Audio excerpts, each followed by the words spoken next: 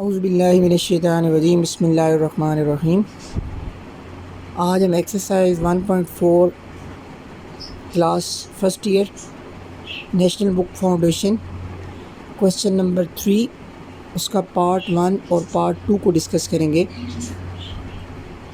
जैसे कि ऊपर क्वेश्चन लिखा हुआ है, question number 3, if x1 plus y1 iota x2 plus y2 iota up to so on xn plus yn iota equal to a plus b iota हो, तो हमने शो ये करना है फर्स्ट पार्ट में कि जो x1 का स्क्वायर है प्लस y1 का स्क्वायर, सेकेंड x2 का स्क्वायर प्लस y2 का square up to so on xn का स्क्वायर प्लस yn का square is equal to a square plus b square के इक्वल हो।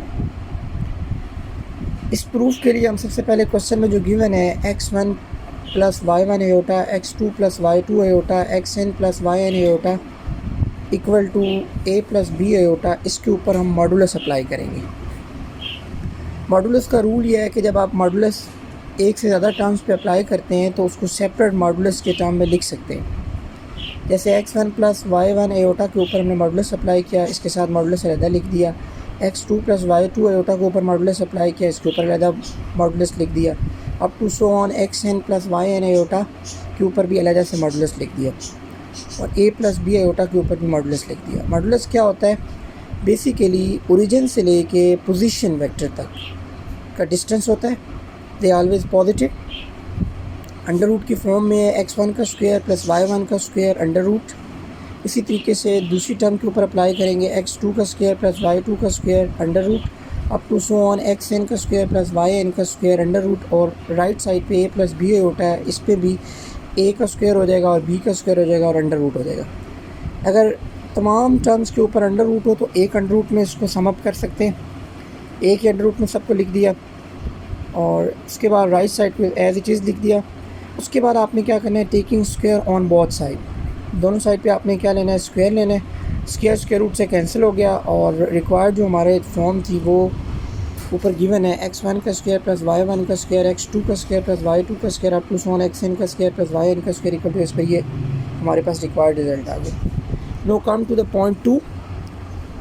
पॉइंट 2 के अंदर भी इसी वैल्यू को लेना है, x1 plus y1 iota x2 plus y2 का iota up to so on xn plus yn का iota equal to a plus b iota.